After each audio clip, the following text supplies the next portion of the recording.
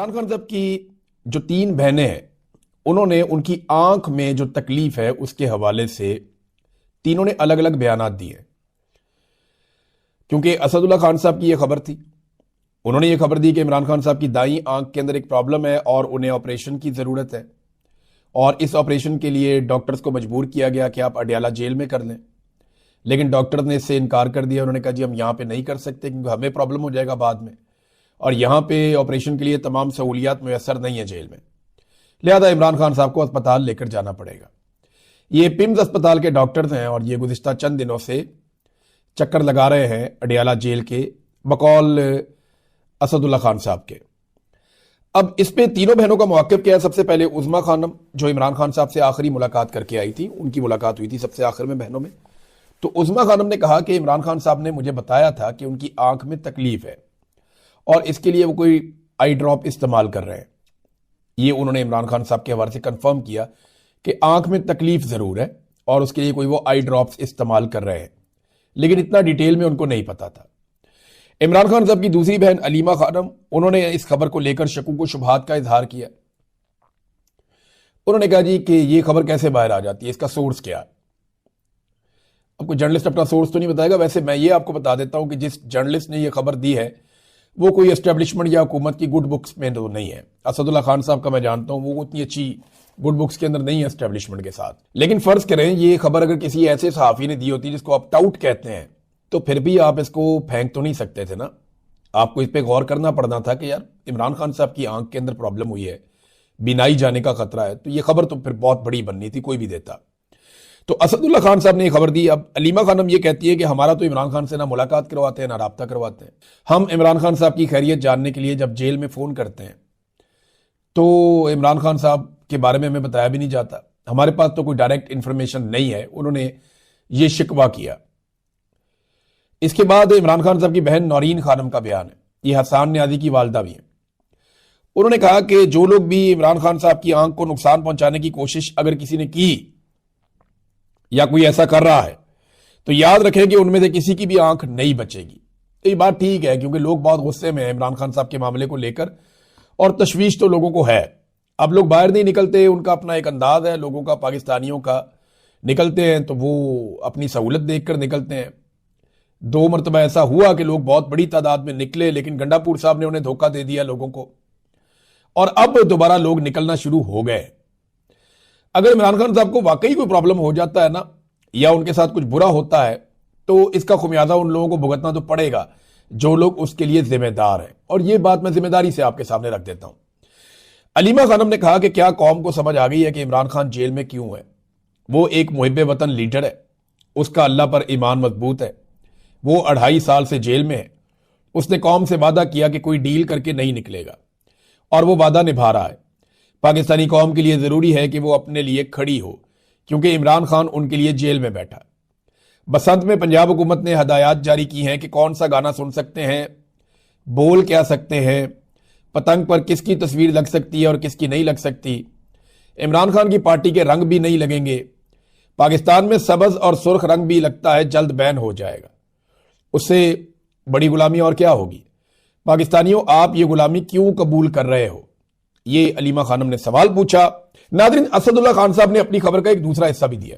वो हिस्सा भी मैं आपको पढ़ के सुनाता हूं। ये बहुत इंपॉर्टेंट है असदुल्ला खान साहब का स्टेटमेंट। उन्होंने कहा जी पूरी तस्दीक तो इसकी नहीं हो सकती, लेकिन उनका जो कहना है मैं एज इट इज आपको पढ़ के सुनाता हूं। उन्होंने कहा मेरा सोर्स ये दावा कर रहा है कि इमरान खान साहब को गुज़िश्ता हफ्ते और एतवार की दरमियानी रात, जो कि 24 और 25 जनवरी की दरमियानी रात थी, रात के दूसरे पहर यानी आधी रात के बाद पिम्स अस्पताल लाया गया।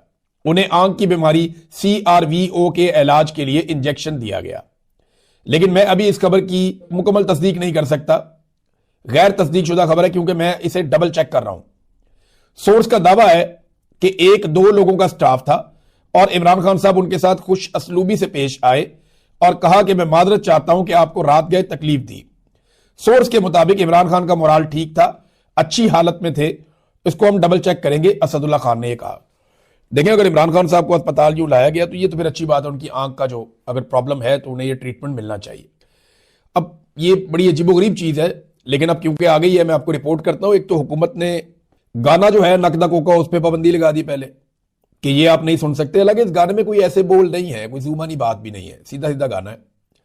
और इस गाने की वजह से मलकू कहते हैं कि वो बहुत मशहूर हो गया। इस गाने के अंदर एक शेर है जो इमरान खान साहब से रिलेटेड है, कैदी नंबर 804 से रिलेटेड है। अब उस शेर की वजह से ये गाना मिलियंस के अंदर चला गया। मलकू को पूरी दुनिया के अंदर पजीराई मिल गई। किसी आजाद जज के सामने अगर ये मामला जाए तो वो पूछ भी लेगा कि इस गाने में ऐसा क्या है भाई, क्या बुरा जो आप इसको नहीं लगने देना चाहते। ऐसा नहीं है, लेकिन क्योंकि इमरान खान साहब हैं तो उनसे वो डरते हैं, उन्होंने नकदा कोका पे पाबंदी लगा दी। और अब एक नया नोटिफिकेशन जारी किया गया है, और ये नोटिफिकेशन 16 सीनियर तरीन अफसरान को, पुलिस और चीफ सेक्रेटरी से लेकर तमाम लोगों को भेजा गया है कि बसंत पे किसी की फोटो ना लगे। अब किसी की फोटो का मतलब यह है कि इमरान खान की फोटो ना लगे, कोई पार्टी का झंडा ना लगे, तो ये इसका मतलब यह है कि इमरान खान साहब की पार्टी का झंडा ना लगे। सादी बात है, सभी समझते हैं बात क्या है। डर इसी बात का है ना कि आपको आसमान पे इमरान खान साहब की तस्वीर वाली, उनके नाम वाली, उनके कैदी नंबर वाली, उनकी पार्टी के झंडे वाली पतंगें नजर आएंगी बसंत के दिन। तो इस पर भी उन्होंने पाबंदी लगा दी, कहती दफा 144 हम लगा देंगे। आप अंदाजा करिए इमरान खान साहब से सिस्टम कितना डरा हुआ है, कितना खाइफ है, कितना परेशान है भी। अगर इस लेवल पे आप पहुंच गए हैं और आप इमरान खान का मुकाबला नहीं कर पा रहे, उसको आप डरा हुआ नहीं दिखा पा रहे, उसको आप सरेंडर नहीं करवा पा रहे, वो आपसे हार नहीं मान रहा, तो जाके उससे माफी मांग ले और जाके उससे सुलह कर ले और उससे बोले कोई रास्ता निकाल कर दे। सियासी आदमी है, वो आपको कोई ना कोई रास्ता निकाल कर दे भी देगा। लेकिन जितना आप गिरते चले जा रहे हैं ना इमरान खान साहब की मुखालफत में, कभी इद्दत वाला केस ले आते हैं, कभी साइफर वाला केस ले आते हैं, कभी आप उसकी तस्वीर पे पाबंदी लगा देते हैं, कभी उसकी आवाज पे पाबंदी लगा देते हैं, कभी आप उसकी मुलाकातें बंद कर देते हैं, कभी आप उसकी बेगम को पकड़ लेते हैं, कभी आप उसकी बहनों को पकड़ लेते हैं, कभी आप खवातीन के ऊपर टॉर्चर करते हैं, कभी आप बच्चों पे टॉर्चर करते हैं। जगह जगह आप दरबदर हो रहे हैं, बाहर दुनिया में आप दरबदर हो रहे हैं। पाकिस्तान के अंदर यूनिवर्सिटियों के चक्कर लगा लगा के आप थक गए हैं, कोई आपकी बात सुनने के लिए तैयार ही नहीं है। हत्ता कि आपने यह भी सोच लिया कि 25 साल तक के तमाम लोगों से वोट का हक ही छीन लिया जाए। जब आप इस हालत में आ गए हैं तो अब आप एक ज़हनी मरीज बन चुके हैं। ये प्रैक्टिकली ज़हनी मर्ज है, और क्या है, आप मुकाबला ही नहीं कर पाएंगे पाकिस्तानियों का। तो जाए जाके इमरान खान से माफी मांगे, उससे कहीं कोई रास्ता निकाल कर दे, उससे सुलह करे, वो आपको कोई ना कोई रास्ता निकाल कर दे देगा। वो पॉलिटिकल आदमी है। वफाकी वज़रा भी फंस गए। देखिए ना, जो लोग दिन रात करते थे कि हम ऑपरेशन करेंगे, हम जरूर ऑपरेशन करेंगे, खैबर पख्तूनख्वा में मिलिट्री ऑपरेशन होगा, मिलिट्री ऑपरेशन हम जरूर करेंगे, कौन रोक सकता है, किसी का बाप भी नहीं रोक सकता। दिन रात इनकी तकब्बुर भरे जुमले ही खत्म नहीं हो रहे थे। इमरान खान साहब ने जेल से बैठकर कहा कि नहीं, मिलिट्री ऑपरेशन मसले का हल नहीं है। मसले का हल जरूर होगा, लेकिन मुशावरत के साथ होगा। बैठो, सारे स्टेक होल्डर्स से बातचीत करो और यह ड्रामा बंद करो। पाकिस्तानियों को मार मार के, कोलेटरल डैमेज कर करके आप कभी भी अमन नहीं ला पाएंगे। इमरान खान ने खुद बताया था, उसने सोल्यूशन कहा था, और अब ये सारे